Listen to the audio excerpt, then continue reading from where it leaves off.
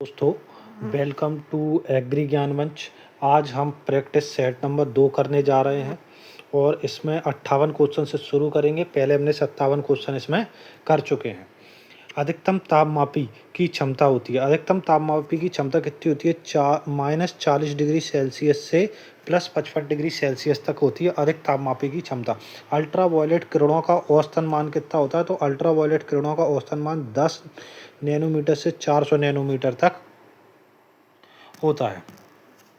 यदि किसी बादल से बरसात होती है तो उन बादलों के आगे या पीछे शब्द जुड़ा होता है। तो उनके आगे या पीछे कौन सा शब्द जुड़ा होता है? तो उनके आगे या पीछे निम्बस शब्द जुड़ा होता है। क्या जो शब्द जुड़ा होता है? निम्बस शब्द जुड़ा होता है। उनके आगे या पीछे निम्बस शब्द जुड़ा होता है। क्यूसेक किसकी इकाई है? क्यूसेक किसकी इकाई है? क्यूसेक गतिशील जल की इकाई है। क्यूसेक किसकी इकाई? क्यूसेक गतिशील जल की इकाई है। अधिकांश प्रकाश रासायनिक अभिक्रियाएं संपन्न होती हैं। तो अधिकांश रासायनिक अभिक्रियाएं किसमें संपन्न होती हैं? समताप मंडल में संपन्न होती हैं। जबकि क्षोभ मंडल में क्या होता है? सभी पृथ्वी पर होने वाली प्राकृतिक आपदाएं किसमें होती हैं? क्षोभ मंडल में होती हैं। समताप मंडल में क्या पाई जाती है? हमारी ओजोन परत पाई जाती है। समताप मंडल में क्या पाई जाती है? ओजोन परत पाई जाती है। एक कृषि मौसम विज्ञान वेधशाला का आदर्श आकार क्या होता है? एक कृषि मौसम विज्ञान वेधशाला का आदर्श आकार होता है 55 इसकी लंबाई और 36 मीटर इसकी चौड़ाई। लंबाई गुणा चौड़ाई होता है तो 55 गुणा 36 मीटर। एक घन मीटर पानी किसके बराबर होता है? तो एक घन मीटर पानी 1000 लीटर के बराबर होता है। विश्व मौसम विज्ञान संगठन स्थित है। विश्व मौसम विज्ञान संगठन कहाँ स्थित है? तो ये जिनेवा स्विट्जरलैंड में स्थित है। कहाँ स्थित है? जिनेवा स्विट्जरलैंड में स्थित है। घुलनशील लवणों को घोलना और मृदा में होकर जल की निम्न दिशिक गति द्वारा परिवहन की प्रक्रिया को हम क्या बोलते हैं? तो इसको बोलते हैं निक्षालन बोलते हैं। क्या बोलते हैं?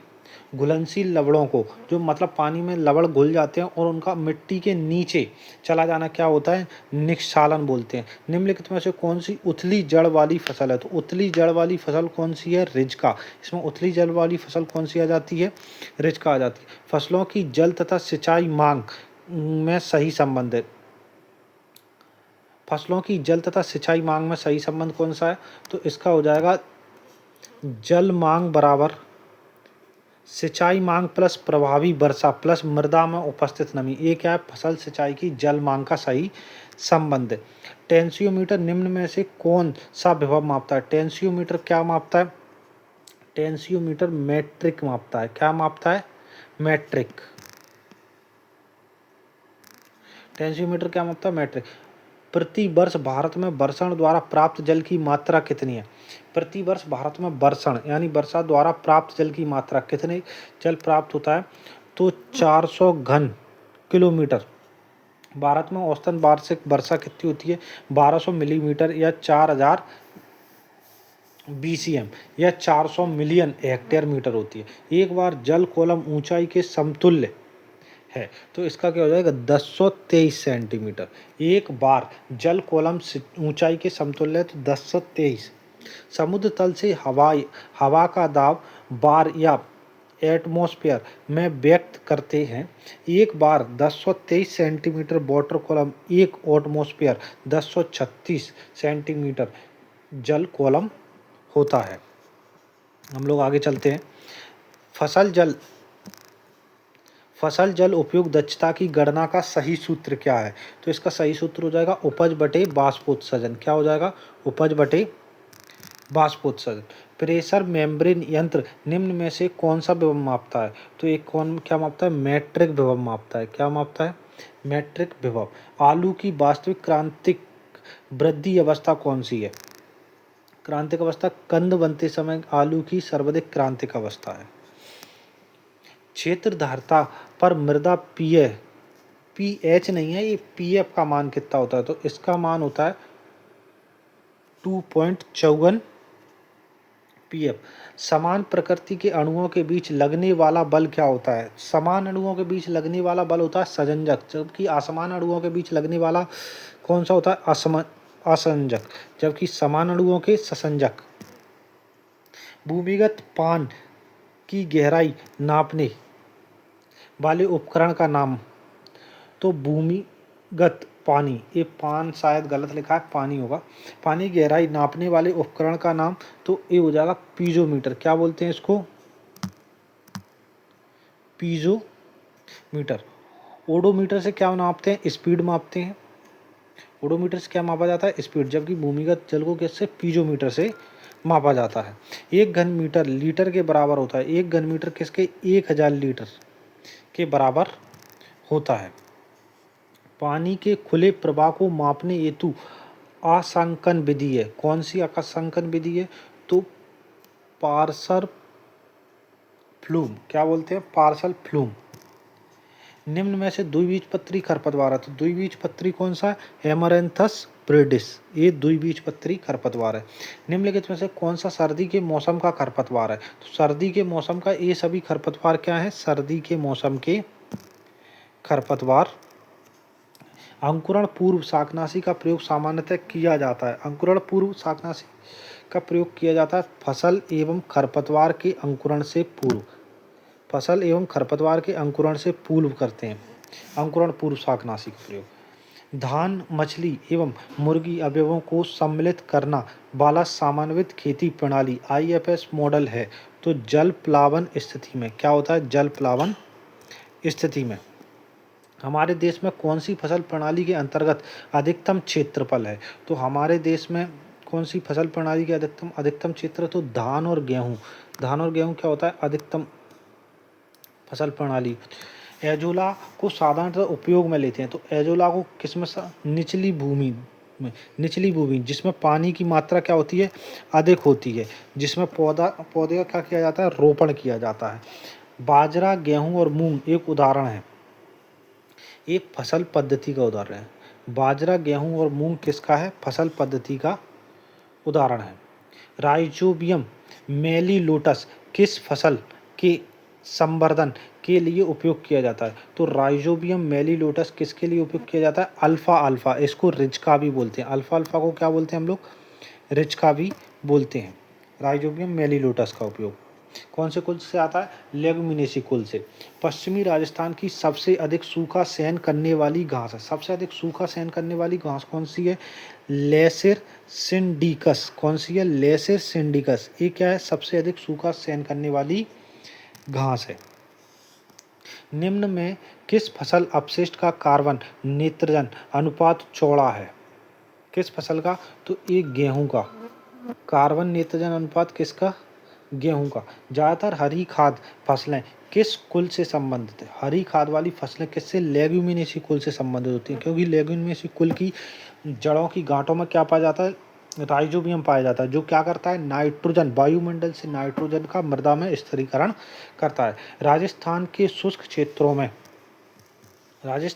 क्षेत्रों में लेप्टोडेनिया पायरोटेबिनिका को जाना जाता है। क्या नाम से जाना जाता है? इसको जाना जाता है खीप घास के नाम से। क्या नाम से जाना जाता है? खीप घास। खीप घास। शिफ्टिंग खेती को टोंगा प्रणाली प्रचलित है। ये कहाँ पर प्रचलित है? ये म्यांमार में। टोंगा प्रणाली शिफ्टिंग कल्टीवेशन होता है। इसमें करते क्या है? इसमें जाकर पेड़ों को काटकर वहाँ पर खेती की जाती है और कुछ वर्षों तक खेती करते हैं, फिर दूसरी जगह जाकर पेड़ों को काटकर वहाँ पर खेती की जाती है। इसको बोलते हैं शिफ्टिंग कल्टीवेशन। इसको म्यांमार में किस नाम से जानते हैं? टोंगा प्रणाली के नाम से जानते हैं। जैविक कृषि उत्पादन की एक प्रक्रिया है जिसमें विशेष रूप से निषेध होता है। जैविक कृषि जैविक उर्वरक एवं रासायनिक कीटनाशकों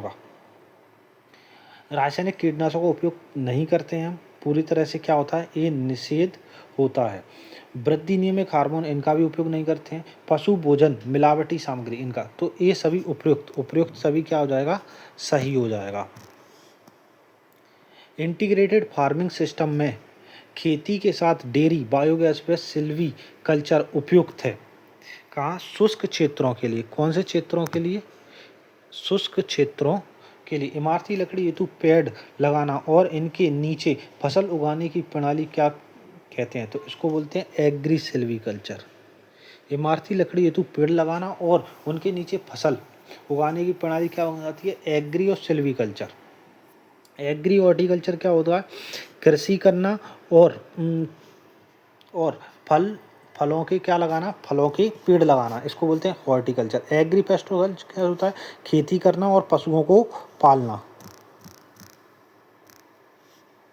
विटामिन ई की कमी से होता है, विटामिन ई की कमी से कौन सा होता है, तो ये होता है हमारा बांझपन। विटामिन ई की कमी से बांझपन, विटामिन बी की कमी से बेरी, विटामिन सी की कमी से स्कर्वी और विटामिन ए की कमी से क्या होता है, रतौंधी रोग होता है। बता दिया मैंने, विटामिन ई की कमी से आपको बांझपन होता है, जबकि विटामिन ए से रतौंधी, विटामिन सी से स्कर्वी और विटामिन बी से बेरी। बायोमास के पिरामिड आधारित है, पिरामिड आधारित कुल सूखा भार एवं कैलोरी मान। किस पे, बायोमास के पिरामिड आधारित क्या है, कुल सूखा भार एवं कैलोरी मान आधारित है। पर्यावरण संरक्षण अधिनियम अस्तित्व में आया था, तो ये कब आया था, 1986 में। पर्यावरण संरक्षण अधिनियम अस्तित्व में कब आया, 1986। टिनीटस किससे होता है, टिनीटस किससे होता है, तो ये होता है ध्वनि प्रदूषण से। किससे होता है, ध्वनि प्रदूषण से। भारतीय पारिस्थितिकी एवं पर्यावरण विज्ञान संस्थान स्थित है, भारत पारिस्थितिकी एवं पर्यावरण विज्ञान नई दिल्ली में स्थित है। मांसाहारी जीव आते हैं, मांसाहारी जीव आते हैं, वो किस में आते हैं, द्वितीय पोषण स्तर में आते हैं। WHO द्वारा शहरों के लिए ध्वनि स्तर तय किया गया है, तो इसके लिए 45 डेसिबल। डीबी का मतलब क्या होता है, डीबी का मतलब होता है डेसिबल। पादप जनित बेकार पदार्थों को नष्ट करने की अति उत्तम विधि कौन सी है, इनकी अति उत्तम विधि कौन सी है, इनको सड़ाना, क्या करना, अपघटित करना या सड़ाना। पादप जनित, पादप यानी पेड़ पौधों के जो बेकार अवशेष बच जाते हैं उनको क्या करना चाहिए, अपघटित करवा के उनकी खाद के रूप में प्रयोग किया जा सकता है, इसी को बोलते हैं सड़ना। कौन सा इकोसिस्टम सर्वाधिक स्थायी है, तो सर्वाधिक स्थायी समुद्री इकोसिस्टम, सबसे बड़ा इकोसिस्टम समुद्री इकोसिस्टम को ही माना जाता है। किताब फंडामेंटल ऑफ इन्वायरमेंट साइंस के लेखक, किताब फंडामेंटल जो बुक है फंडामेंटल ऑफ इन्वायरमेंटल साइंस के लेखक कौन है, तो ओडम EP एंड बरेट GW इनको बोला जाता है। ठीक। राष्ट्रीय प्रदूषण रोकथाम दिवस कब बनाया जाता है, तो राष्ट्रीय प्रदूषण रोकथाम दिवस 2 दिसंबर को बनाया जाता है। 5 जून को क्या बनाया जाता है, विश्व पर्यावरण दिवस बनाया जाता है। बायोस्फीयर किलोमीटर मोटी परत में फैला है। बायोस्फीयर कितनी मोटी परत में फैला है, तो ये 2200 साढ़े बाईस किलोमीटर में फैला है। आज हमारे क्वेश्चन यहाँ समाप्त हो जाते हैं। आज हमने 207 क्वेश्चन किए हैं, ये पार्ट हमारा सेकंड था।